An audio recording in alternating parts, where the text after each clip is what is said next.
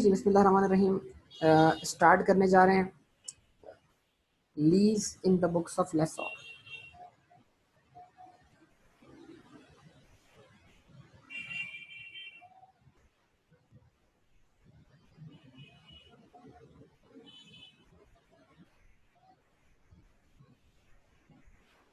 जब हम बात करते हैं लीज की in the books of lessor, तो बुनियादी तौर पे लीज के लेसॉर की बुक्स में दो ट्रीटमेंट मिलते हैं।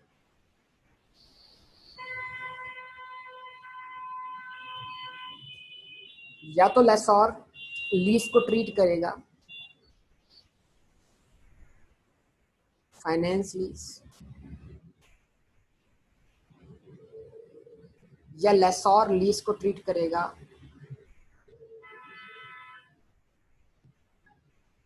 Operating lease. ठीक है जी। अब सवाल ये जनाब कि फाइनेंस लीज क्या है, ऑपरेटिंग लीज क्या है। इट मींस लेसॉर की बुक्स में लीज के दो ट्रीटमेंट है। लेसॉर कौन है? जिसने एसेट लीज पे प्रोवाइड किया है, जो असल ऑनर है एसेट का, लीगल टाइटल जिसके पास है एसेट का। What is finance lease? A lease that transfers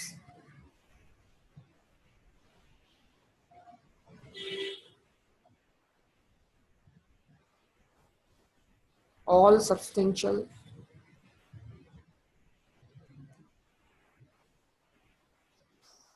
risk and rewards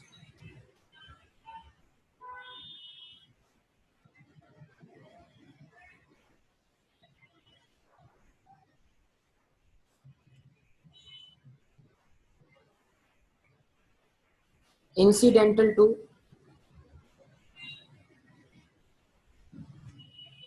ownership. A lease that transfer all risk and rewards incidental to ownership. ठीक है जी। और what is operating lease? A lease which is not a finance lease। मतलब जो lease finance lease में classify ना हो सके, फिर उसको हम क्या मानेंगे? ऑपरेटिंग लीज मानेंगे। तो दोनों की अकाउंटिंग ट्रीटमेंट में फर्क है बेटा। अगर लीज क्लासिफाई जाती है बता फाइनेंस लीज, तो एसेट जो है वो लेसॉर की बुक से डिस्पोज ऑफ हो जाता है। It is no more asset for lessor. Why? Because जब जो ऑनर है उसने अपने सिग्निफिकेंट रिस्क एंड रिवॉर्ड्स जो हैं वो ट्रांसफर कर दिए किसको? लेसी को। तो कंट्रोल पास ऑन हो गया। अब लेसॉर के पास कंट्रोल नहीं रहा, कंट्रोल चला गया किसके पास? लेसी के पास। जब कंट्रोल चला गया लेसी के पास, तो लेसॉर ऑनर होने के बाद भी उसकी बुक्स में वो एसेट कैपिटलाइज नहीं रहेगा। वो एसेट उसकी बुक से डिस्पोज ऑफ हो जाएगा, वो उसकी बुक से चला जाएगा। समझ पा रहे हैं इस बात को यानी? अच्छा जी। उसके बाद अगर लीज ऑपरेटिंग लीज है तो फिर वो एसेट लेसॉर की बुक्स में ही कैपिटलाइज रहेगा। लेसॉर उसको अपनी बुक्स में डेप्रिशिएट करेगा। ये ऐसे है जैसे उसने अपनी कोई चीज किसी को रेंट पे दी। अब फिर याद दिलाऊं, लेसी के लिए बहस ही नहीं है। लीज भले क्लासिफाई हो लेसॉर के लिए फाइनेंस लीज, लीज भले क्लासिफाई हो लेसॉर के लिए ऑपरेटिंग लीज, लेसी दोनों सूरतों में अपने पास right of use of asset capitalize करेगा।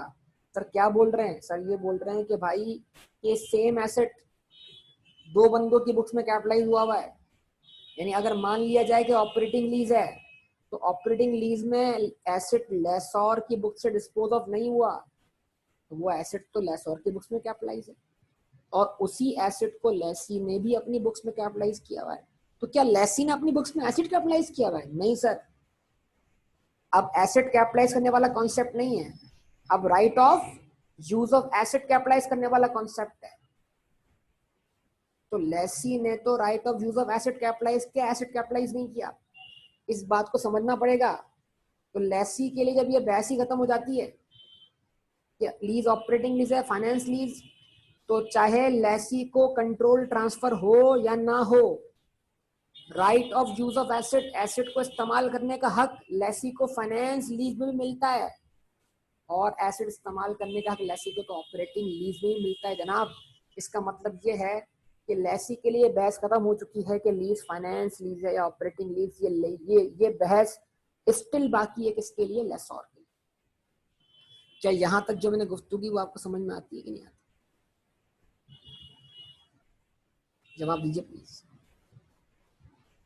क्या ये डिस्कशन आपको समझ में आता है बेटा? Okay, good. अच्छा जी, अब सर ये कैसे पता लगेगा कि significant risk and rewards transfer हुए हैं? तो उसके लिए कुछ क्राइटेरिया है। Significant risk and rewards transfer हो उसके लिए कुछ क्राइटेरिया है। वो क्राइटेरिया क्या है? ठीक है जी, वो क्राइटेरिया समझना पड़ेगा हमें। तो उसको समझने के लिए हम जाते हैं नेक्स्ट पेज पर। देखिएगा,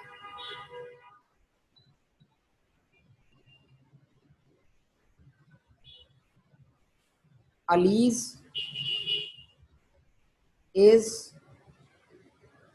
classified as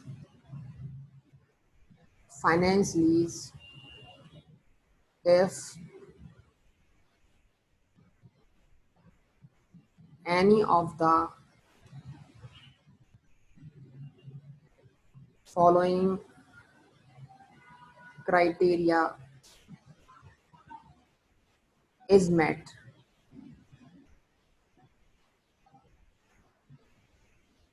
ठीक है जी।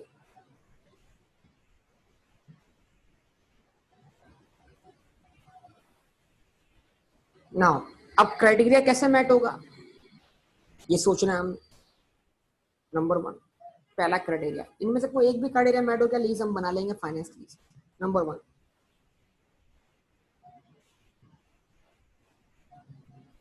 at the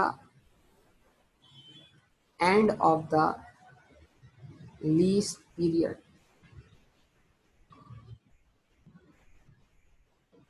ownership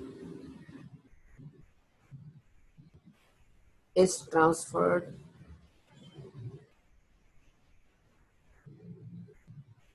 from lessor to lessee।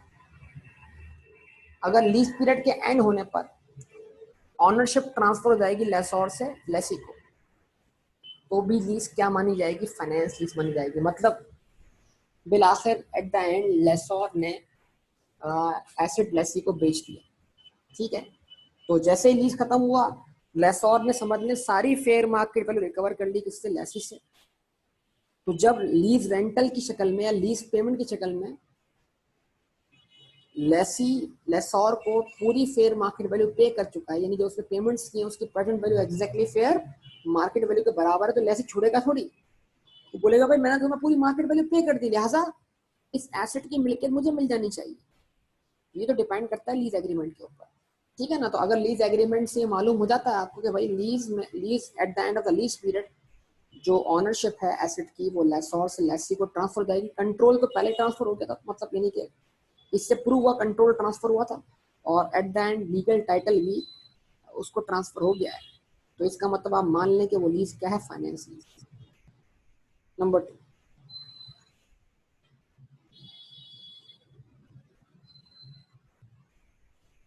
Lease contains BPO, BPO मतलब bargain purchase option, and at the Inception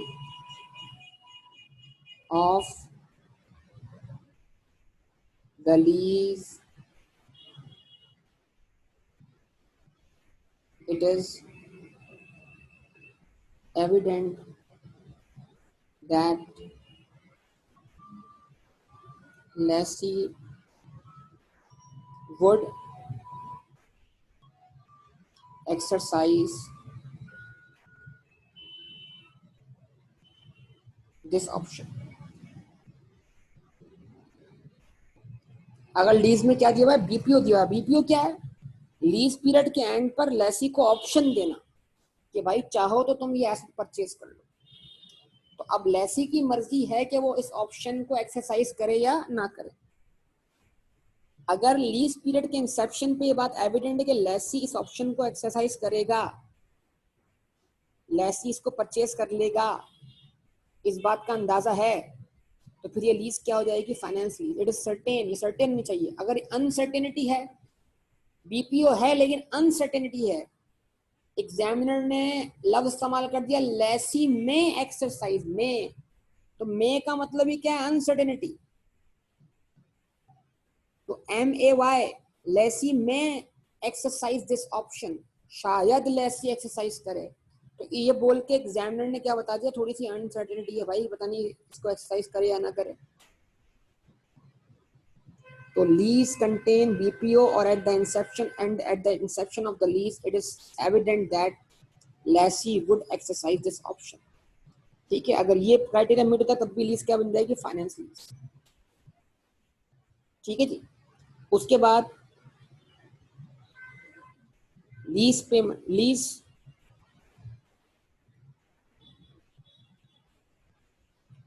lease period is substantial portion of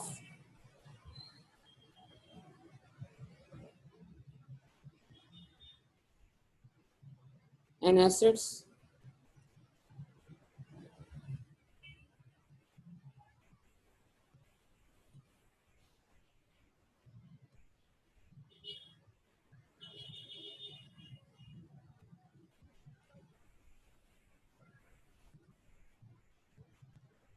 economic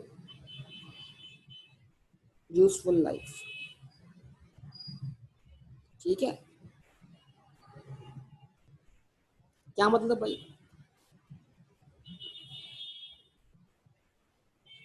first कर लीजिए, एक एसेट है, उसकी लाइफ 8 साल है, 8 साल उसकी लाइफ है, लेकिन आप उसको लीज पे लेते हैं 6 साल के लिए। तो अगर आप 6 को 8 से डिवाइड करें तो क्या बनेगा? 75%।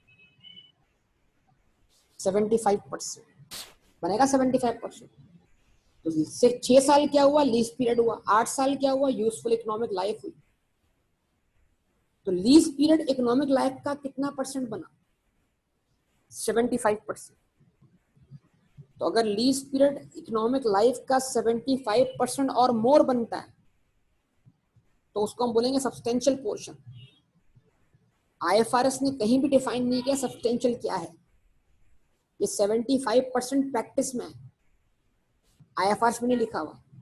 तो बोलता है अगर आप समझते हो कि लीज पीरियड एसेट की इकोनॉमिक लाइफ का सब्सटेंशियल पोर्शन है तो उसको आप क्लासिफाई करो बतौर फाइनेंस लीज। यहां लिख दें आप 75% और मोर। ठीक है, यहां लिख दें आप 75% और मोर।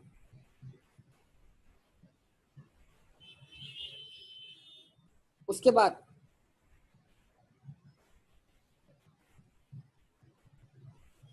Number 4,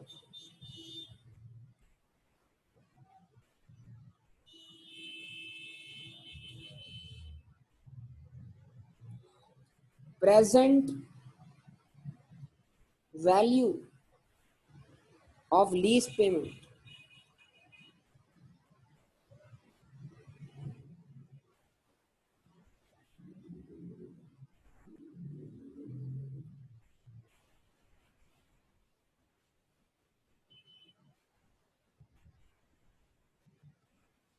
is substantial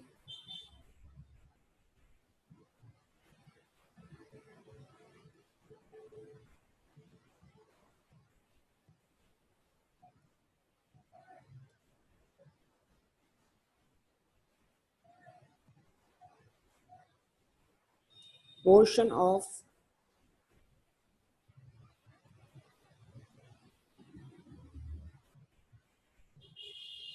an assets fair market value। जब निकालते हैं लीज पेमेंट की प्रेजेंट वैल्यू जिस पर आप right of use of asset capitalize करते हैं, तो लीज पेमेंट की प्रेजेंट वैल्यू, लीज पेमेंट्स की प्रेजेंट वैल्यू, जो जो वैल्यू लेसी अपनी बुक्स में कैपिटलाइज करेगा, उस जिस अमाउंट से लेसी की बुक्स में एसेट कैपिटलाइज होगा, उस अमाउंट को डिवाइड कीजिए एसेट की फेयर मार्केट वैल्यू से। मान लीजिए एसेट की फेयर मार्केट वैल्यू जो है वो 10 लाख रुपए है।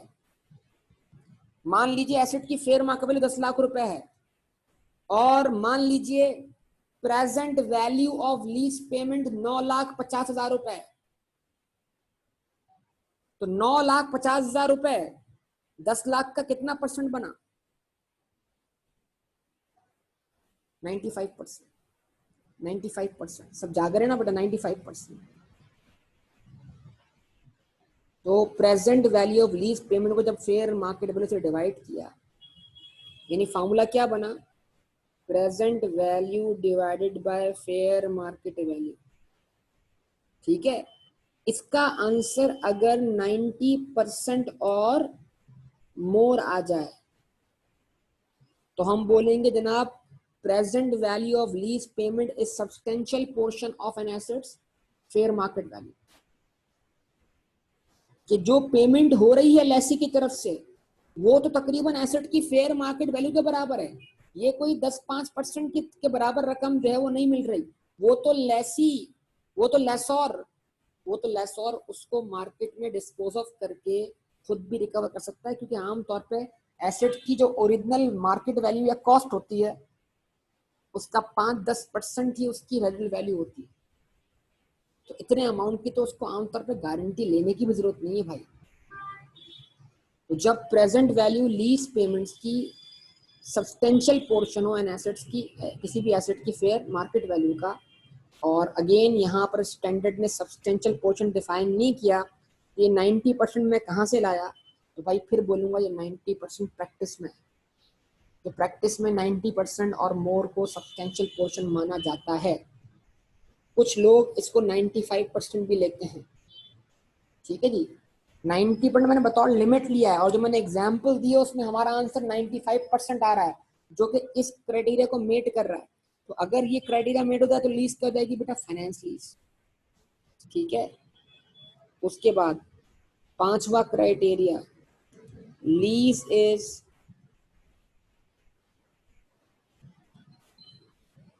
Specialise lease.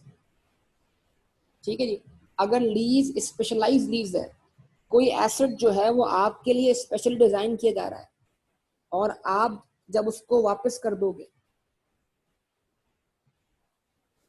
हुजूर अहमद फेयर मार्केट वैल्यू जब स्टार्ट लेंगे उसी वक्त वाली बेटा, प्रेजेंट वैल्यू कहाँ निकालेंगे? जीरो पर। तो जहां पर प्रेजेंट वैल्यू होगी वहीं वाली फेयर मार्केट वैल्यू ना। एसेट की प्रेजेंट वैल्यू कहाँ आएगी? जीरो पर आएगी ना बेटा। तो जिस दो चीजें कभी भी एक ही पॉइंट पे मैच होती है ना। ठीक है, बात समझ में आ गई? अभी इसकी एग्जाम्पल करवा रहा हूँ, फिक्र ना करो। सही है, बोलते हो जवाब दो बेटा। हुजूर अहमद, हाँ okay. Lease is specialize lease. अगर लीज का नेचर स्पेशलाइज है, मिसाल के तौर पर अगर आपके पास एक प्रॉपर्टी है, आप किसी स्कूल या कॉलेज को ये ऑफर करते हैं कि भाई मैं अपनी प्रॉपर्टी पर आपको पर्पस बिल्ड स्कूल या कॉलेज बना के देता हूँ, और ये कॉन्ट्रैक्ट हमारा लीज का कॉन्ट्रैक्ट होगा। तो आपको पता है कि अगर ये स्कूल ये प्रॉपर्टी खाली करेगा, ये प्रॉपर्टी वापस करेगा लीज पीरियड ओवर होने पर, तो आप इस प्रॉपर्टी को किसी और यूज में लेके नहीं आ सकते जब तक कि इसमें आप सिग्निफिकेंट चेंजेस ना करें। तो फिर इस तरह की लीज को हम स्पेशलाइज लीज बोलेंगे, जहां पर एक एसेट पार्टिकुलरली उस लेसी के लिए डिजाइन किया गया है, वो इतनी आसानी से किसी और को बेचा या मुंतकिल किया नहीं जा सकता। तो ऐसी लीज को स्पेशलाइज लीज बोला जाएगा। और जब लीज की नेचर स्पेशलाइज होगी तो उसको भी हम क्या करेंगे? रिकॉग्नाइज करेंगे बतौर फाइनेंस लीज।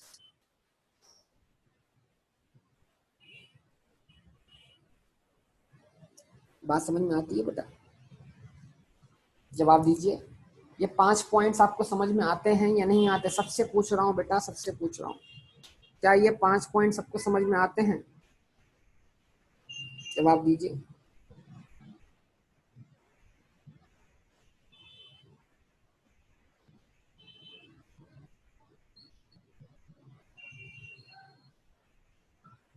यस।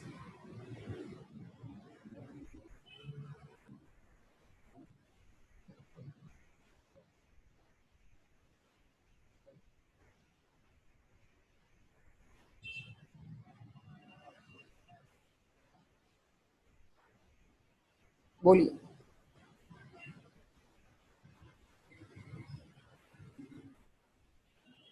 ठीक है जी। अच्छा, अब इसके ऊपर एक छोटी सी एक्सरसाइज भी करते हैं।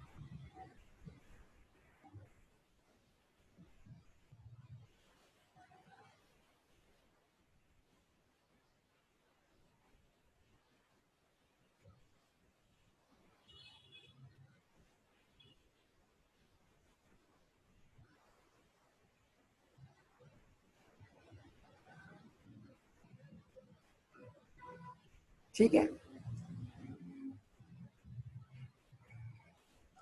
इसमें कुछ अदर क्राइटेरियाज हैं जो इन पांच के, ये पांच बुनियादी क्राइटेरियाज हैं, और इसमें कुछ अदर क्राइटेरिया हैं, वो भी आपके सामने मैं रखने जा रहा हूँ, वो भी जरा आप नोट कर लीजिए।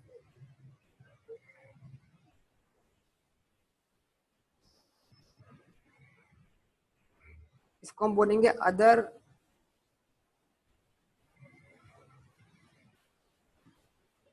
indicators.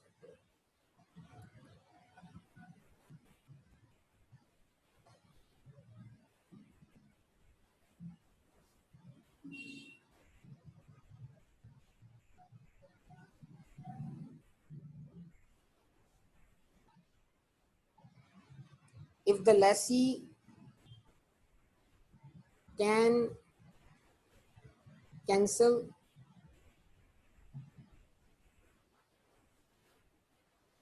the lease,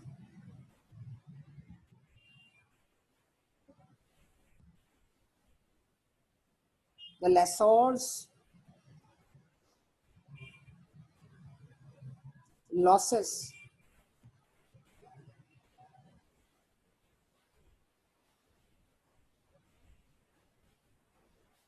associated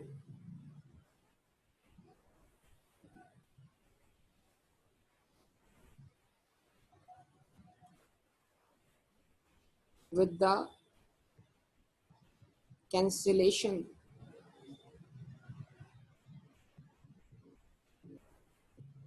are borne by the lessee. एक पॉइंट। दूसरा point,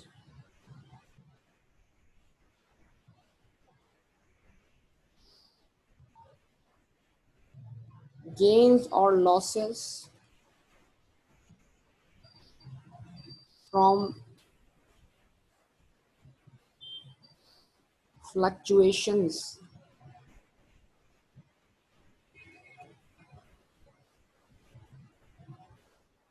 in the fair value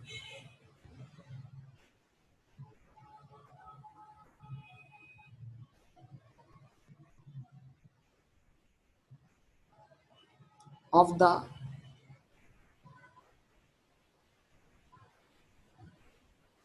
residual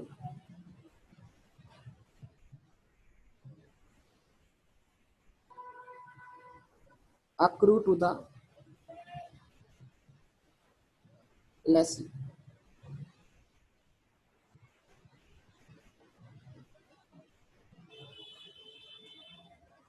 ठीक है जी। उसके बाद number third,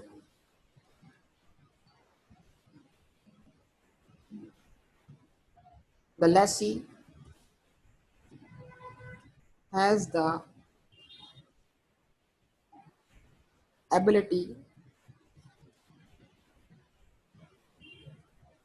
to continue the lease for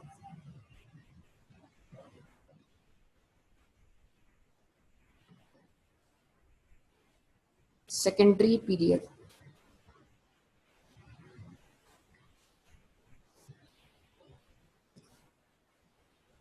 at a rent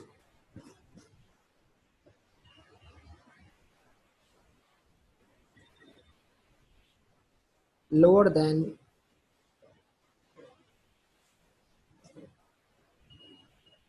market rent.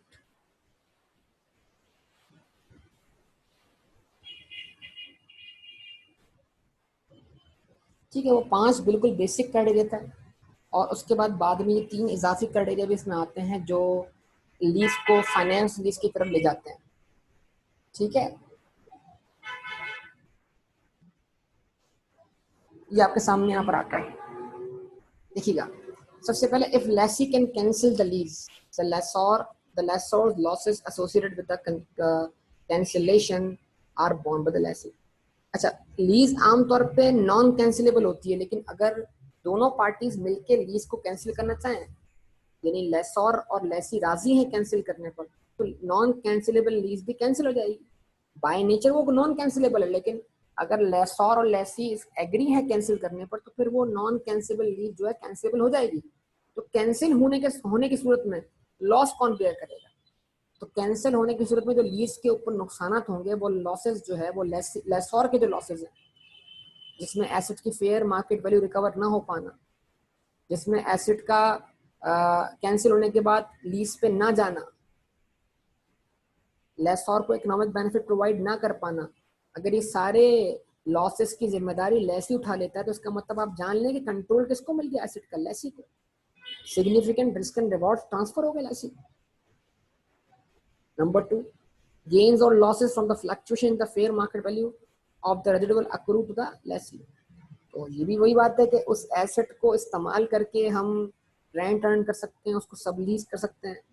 यानी बाज़ाबा क्या होता है, आप चीज लीज पे लेके आगे लीज पे दे सकते हैं। तो अगर एक चीज आपने लीज पे लेके लीज पे दे दी है, इसको हम सब लीज बोलेंगे। समझ सकते हैं इस बात को बेटा?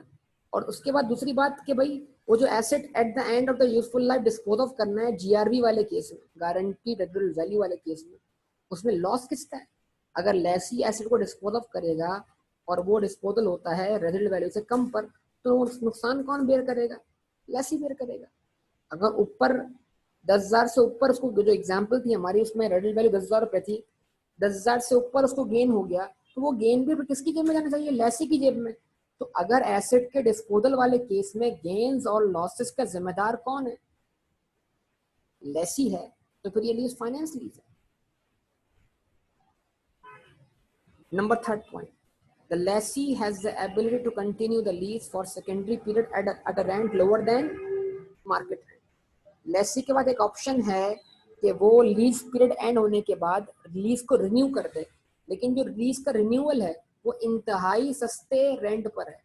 यानी इसका मतलब ये हुआ कि पहले पीरियड में लेसोर लेसी से एसेट की फेयर मार्केट वैल्यू अच्छी खासी रिकवर कर चुका है, और सेकंड पीरियड में वो आपको खास रेंट चार्ज नहीं करता और उसको बोलता तुम क्या करो, उसको 5 साल और इस्तेमाल कर लो।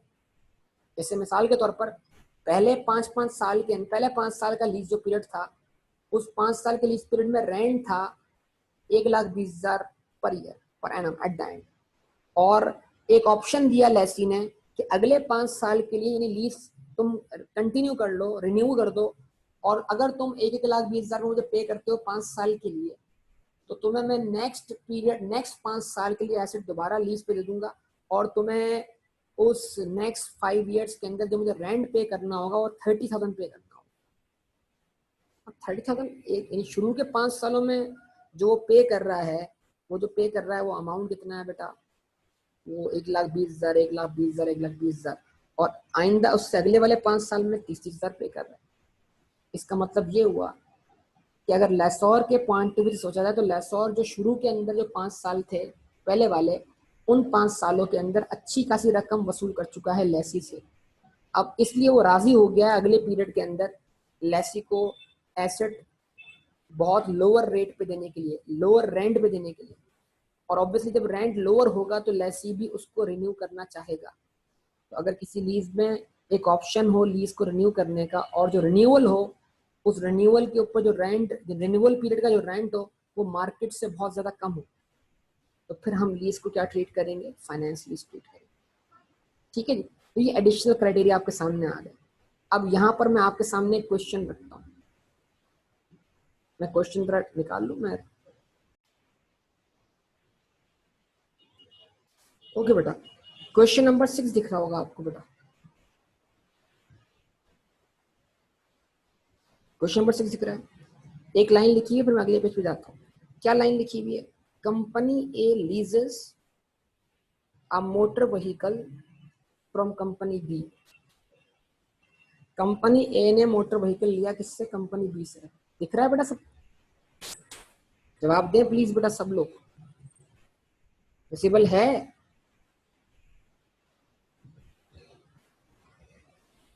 उसका अगला part, the lease become effective on the lease become effective on 1st January 2014। ठीक है जी।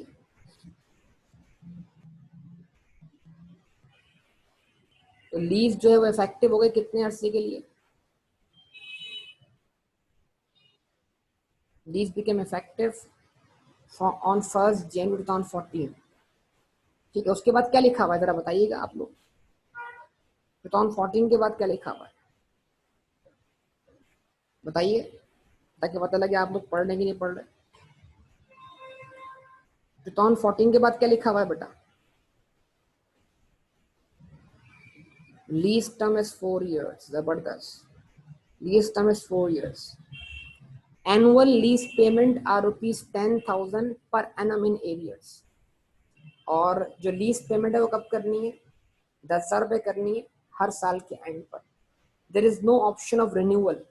लीज पीरियड को मजीद अगले 4 साल के लिए या जो भी अगला पीरियड हो उसके लिए रिन्यू नहीं किया सकता। मतलब लीज 4 साल के एंड पे खत्म हो जाएगी, कैंसिल हो जाएगी, उसके बाद उसको मजीद आगे कंटिन्यू नहीं किया जा सकता, ऐसा कोई ऑप्शन मौजूद नहीं है।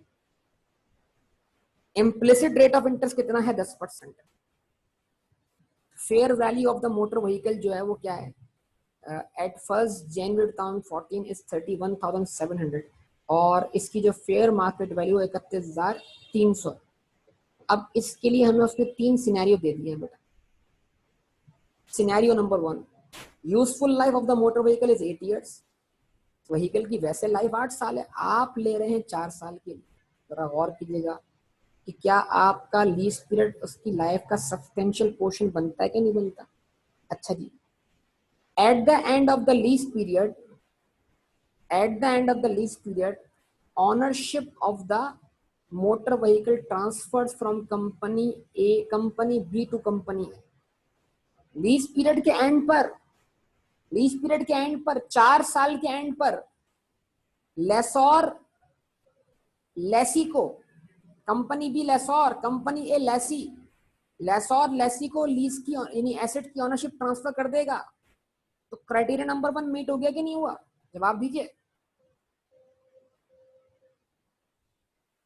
क्राइटेरिया नंबर 1 मीट हो गया कि नहीं हुआ?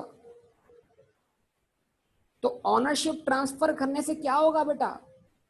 ऑनरशिप ट्रांसफर करने से ये होगा कि लेसी इस एसेट को 4 साल एंजॉय कर पाएगा या 8 साल एंजॉय कर पाएगा? बताइए, लेसी इस एसेट को 4 साल यूज कर पाएगा या 8 साल यूज कर पाएगा? तो इस क्वेश्चन को समझिएगा, बड़े काम की बातें इसमें मौजूद हैं। सर लीज पीरियड तो कितना है? 4 साल। लाइबिलिटी कितने साल में खत्म हो जाएगी? 4 साल में। लेकिन एसेट कितने साल डेफिसिट होगा? एसिड कितने साल डेफिसिट होगा? 8 साल। हाँ, ख्याल रखना है इस बात। एक बड़ा आसान फार्मूला बताया था मैंने, जितना हम यूज कर पाएंगे उतना हम डेप्रिशिएट करेंगे। बिल्कुल इस तरह सोचोगे सारे जवाब मिलना शुरू हो जाए। तो ये लीज क्या हो गई बेटा? फाइनेंस लीज हो गई, फाइनेंस लीज। ठीक है जी। उसके बाद सिनेरियो नंबर 2 देखो, सिनेरियो नंबर 2 देखो। अभी इसको मैं आपको समझाता हूँ, सिनेरियो में सॉल्व करता हूँ। वैसे सिनेरियो नंबर 2 देखो क्या है। सिनेरियो नंबर 2 ये है, the useful life of the motor vehicle is 4 years। मान लो कि सिनेरियो इसी केस में, इसी में केस मान लो कि यूजफुल लाइफ जो है वो 8 साल नहीं, कितनी है? 4 साल। तो बेटा लीज पीरियड भी कितना? 4 साल। सिनेरियो नंबर 2 में यूजफुल लाइफ भी 4 साल। 4 को 4 से डिवाइड करो, 4 को 4 से डिवाइड करो, जवाब नहीं मिला। 4 यानी 4 को 4 से डिवाइड किया, आंसर क्या है 100%। इसका मतलब क्या है, lease period is substantial portion, lease period is substantial portion of an assets economic useful life. तो फिर ये भी क्राइटेरिया पूरा हुआ कि नहीं हुआ। लीज क्लासिफाई हो गई बतौर फाइनेंस लीज, अब भले ऑनरशिप ट्रांसफर हो या ना हो, लीज क्लासिफाई होगी बतौर फाइनेंस लीज। क्या ये बात समझ में आती है सबको। मैंने क्या बोला, कोई एक भी क्राइटेरिया पूरा हो गया, लीज क्लासिफाई होगी बतौर finance lease. Ownership of the motor vehicle remains with company भी कोई फर्क नहीं पड़ता, इससे क्राइटेरिया मेट हो चुका है। अच्छा जी, सिनेरियो नंबर 3 कहता है ignore the above information, payments are ₹5,000 for 3 years in arrears, there is no option of renewal of the machine,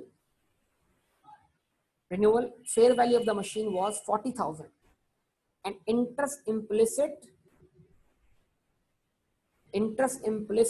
is 10% and useful life is of the vehicle is 8 years। अब जरा हिसाब लगा लें आप खुद, lease payments 5,000 है, ठीक है। एसेट की अगर मैं 5,000 को मल्टीप्लाई बाय 3 करूं तो 15 बनता है, अगर मैं 15 को बगैर डिस्काउंट किए भी 40,000 से डिवाइड करूं तब भी अगर प्रेजेंट वैल्यू निकालूंगा तो 15 से भी कम आएगी। 5,000 की निकालूंगा, प्रेजेंट वैल्यू 15 से भी कम आएगी। तो अगर मैं उस प्रेजेंट वैल्यू को 40,000 से डिवाइड करूंगा तो क्या वो present value fair market value का सब्सटेंशियल पोर्शन बन पाएगी बेटा। क्या वो present value fair market value का सब्सटेंशियल पोर्शन बन पाएगी? नहीं। क्राइटेरिया मेट नहीं हुआ, ऑनरशिप ट्रांसफर नहीं हुई, बीपीओ मौजूद नहीं है।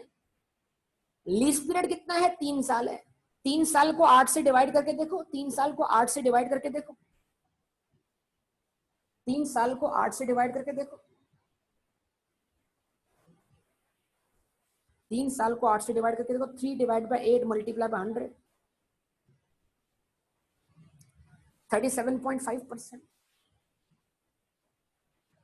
तो क्या लीज पीरियड एसेट की यूजफुल लाइफ का, यूजफुल इकोनॉमिक लाइफ का सब्सटेंशियल पोर्शन बन रहा है? नो। और क्या ये लीज स्पेशलाइज लीज है? कोई स्पेशलाइज लीज का तस्करा है यहाँ पर कि ये एसेट स्पेशली लेसी के लिए डिजाइन किया जा रहा है, लेसी के बाद मेजर मॉडिफिकेशन किए बगैर कोई और इसको इस्तेमाल नहीं कर पाएगा? जवाब दीजिए। तो इसका मतलब पांचों के पांचों क्राइटेरिया मेट नहीं हुए, और जो अदर क्राइटेरिया थे वो भी हमें यहाँ दिखाई नहीं दे रहे। तो लिहाजा जो सिनेरियो नंबर 3 है वो फाइनेंस लीज नहीं है, बल्कि क्या है बेटा, ऑपरेटिंग लीज। तो सिनेरियो 1 और 2 में हम लीज को क्लासिफाई करेंगे फाइनेंस लीज, और सिनेरियो 3 में हम लीज को क्लासिफाई करेंगे ऑपरेटिंग लीज। फर्ज कर लेते हैं एग्जाम में ऐसा सिनेरियो आ जाता है हमारे लिए सॉल्व करने के लिए, तो हम फिर क्या कर रहे हैं, हम इसको पेपर में किस तरह सॉल्व करेंगे। अच्छा, तो अब एक काम ये करेंगे हम यहाँ पर,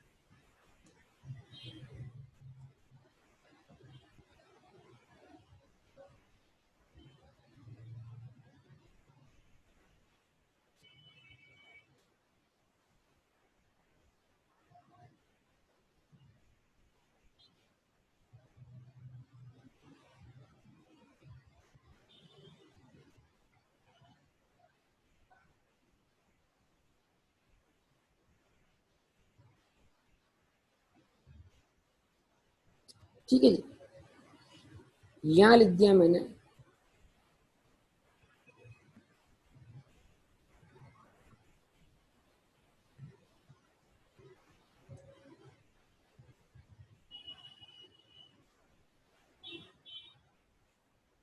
इंडिकेटर्स। नंबर 1 अगर इन शॉर्ट लिख रहा हूँ, इन शॉर्ट लिख रहा हूँ,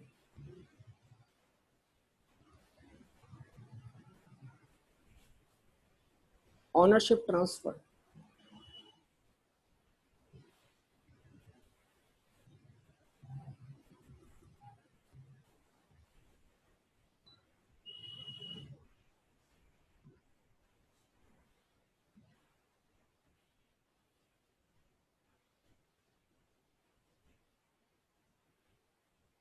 BPO,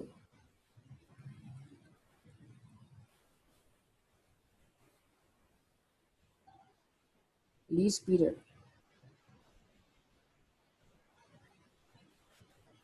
is substantial portion of an asset's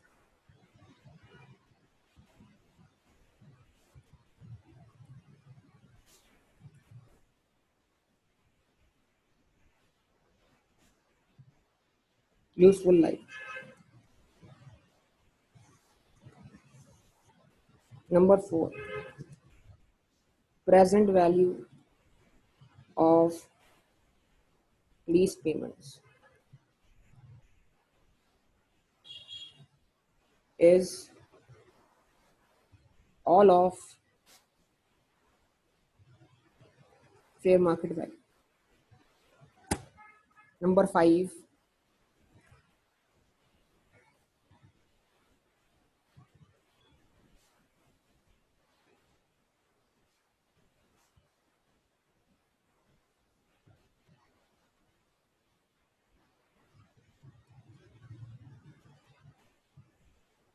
specialise lease. ठीक है जी, ये 5 पॉइंट इनफ है फिल वक्त। अच्छा, अब यहाँ पर क्या है, सिनेरियो 1 था, फिर सिनेरियो 2 था और सिनेरियो 3 था। यस और नो? ठीक है बेटा, जवाब मिलेगा आपकी तरफ से मुझे। ठीक है, तो जरा बताइए सिनेरियो 1 के अंदर ऑनरशिप ट्रांसफर हो रही थी? यस, सिनेरियो 1 में ऑनरशिप ट्रांसफर हो रही थी, याद है आपको? क्या भूल गए आप लोग? जाएं वापस क्वेश्चन पर। Scenario 1, the useful life of the motor vehicle is 8 years। ठीक है, at the end of the lease period ownership of the motor vehicle transfer from company B to company A। Scenario 1 के अंदर ownership transfer हो रही थी। ठीक है जी, BPO था? नो। लीज पीरियड क्या था? 4 साल। तो अगर आप, तो क्या लीज पीरियड 4 साल था? तो अगर आप 4 को डिवाइडेड बाय 8 करें और मल्टीप्लाई बाय 100 कर दें तो आंसर क्या बनेगा? 50%। तो क्या सिनेरियो नंबर 1 के अंदर लीज पीरियड सब्सटेंशियल पोर्शन है यूजफुल लाइफ का? आंसर इसका भी क्या था? नो था। जवाब दें प्लीज। ये नीचे वर्किंग कर दी है मैंने इसकी। ठीक है, उसके बाद present value of lease payment, उसके लिए क्वेश्चन दोबारा पढ़िएगा। 10,000 रुपीज पर एनम है। ठीक है, लीज क्या कहते हैं, प्रेजेंट डिस्काउंट फैक्टर कितना है? 10%। तो निकाल लो जरा इसका भी आंसर, वो कर लो वर्किंग इसकी भी, निकाल लो 10,000 की प्रेजेंट वैल्यू। 10,000 इंटू 1 माइनस 1.1 की पावर -4 डिवाइडेड बाय 0.1। बताओ क्या आंसर आता है? 31,698.6। राउंड करें तो क्या बनेगा? 31,700। राउंड करें तो क्या बनेगा? 31,700। तो जरा देखो गौर से कि उस एसेट की फेयर मार्केट वैल्यू कितनी है। तो सर प्रेजेंट वैल्यू भी 31,700, प्रेजेंट वैल्यू भी 31,700। इस प्रेजेंट वैल्यू को डिवाइड किया फेयर मार्केट वैल्यू से, तो वो भी 31,700। तो present value of lease payment is 100% of fair market value. तो ये क्राइटेरिया मेट हो गया? यस, मेट हो गया।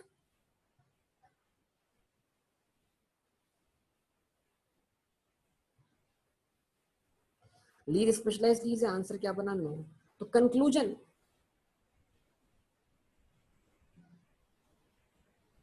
सर कंक्लूजन क्या? कंक्लूजन है सर, लीज क्या है? Finance lease. तो क्या सर आपने 2 क्राइटेरिया मैट होने पे फाइनेंस लीज ट्रीट? नहीं बेटा, कोई एक क्राइटेरिया भी मैट हो जाता हम क्या ट्रीट करेंगे इसको? Finance lease. ये 4th पॉइंट समझ में आ गया बेटा? पहले निकाली प्रेजेंट वैल्यू, उसको डिवाइड किया फेयर मार्केट वैल्यू से, उसका चेक किया परसेंटेज।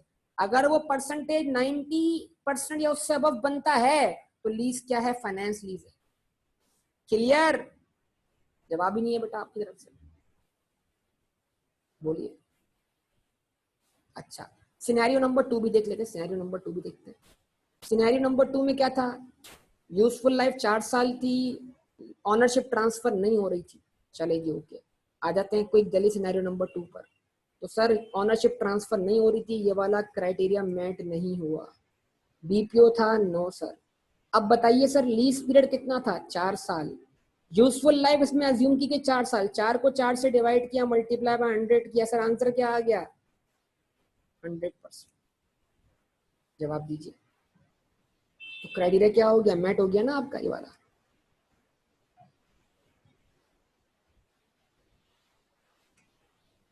आंसर 100% यहाँ पर आ गया, यानी यहाँ मैं डायरेक्ट यस लिख रहा हूँ कि हाँ भाई क्राइटेरिया मैट हो गया बिल्कुल। उसके बाद सिनेरियो नंबर 2 में प्रेजेंट वैल्यू सेम ही है, जवाब दें, वर्किंग सेम ही होगी। सिनेरियो नंबर 2 में 10,000 की 4 पेमेंट्स हैं, रेट ऑफ इंटरेस्ट भी 10% ही है, तो 10,000 की 4 पेमेंट्स की निकालेंगे प्रेजेंट वैल्यू, आंसर वही 31,700 आएगा। इस 31,700 जो प्रेजेंट वैल्यू उसको डिवाइड करें फेयर मार्केट वैल्यू से, उसका आंसर भी बेटा 31,700 ही प्रेजेंट वैल्यू है। तो 31,700 को जब 31,700 डिवाइड किया, आंसर क्या बना, 100%। तो ये क्राइटेरिया भी मेट हो गया। तो हमने लीज को क्या क्लासिफाई किया, अच्छा क्या इसमें स्पेशलाइज को तस्करा ही नहीं है, तो हमने लीज को क्या क्लासिफाई किया, सर हमने लीज को क्लासिफाई किया बतौर फाइनेंस लीज। जवाब दें, यस, ओके। अब उसके बाद सिनेरियो नंबर 3 है, वो इंटरेस्टिंग है। ऑनरशिप ट्रांसफर हो रही है, ignore the above information, payments कितनी मानो, पेमेंट्स कितनी मानो, 10,000 के बदले कितनी मानो, 5,000। लीज पीरियड कितना मानो, 3 साल, ठीक है।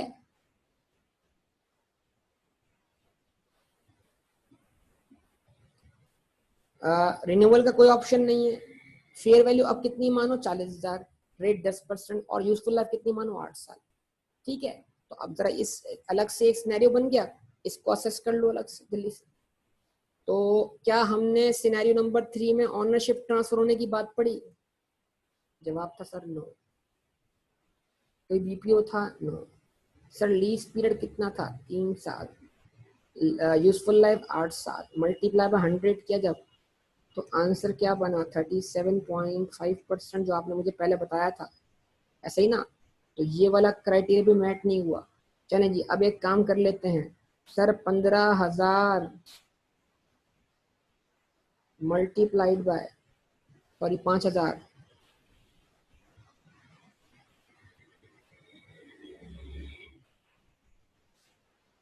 5,000 मल्टीप्लाइड बाय 1 माइनस 1.1 की पावर -3 डिवाइड बाय 0.1, इससे मिलेगी प्रेजेंट वैल्यू, उसको डिवाइड कर देंगे 40,000 फेयर मार्केट वैल्यू से।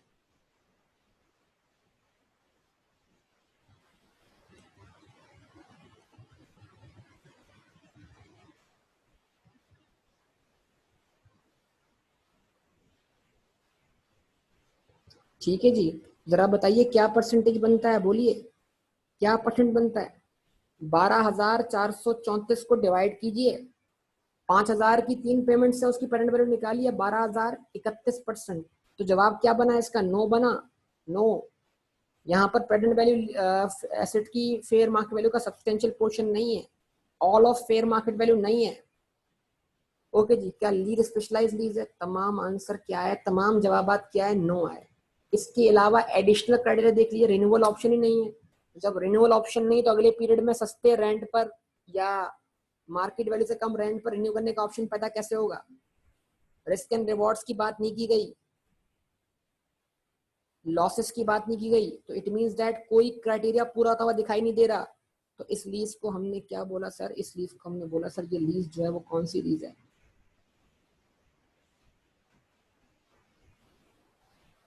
Operating lease. तो मैंने एक ही सिनेरियो के अंदर आपको समझाया कि ये सबसे पहले लेसॉर के लिए ये क्लासिफिकेशन होना जरूरी है कि लीज उसके लिए ऑपरेटिंग लीज है या बेटा फाइनेंस लीज है। जवाब दीजिएगा मुझे आप सब लोग,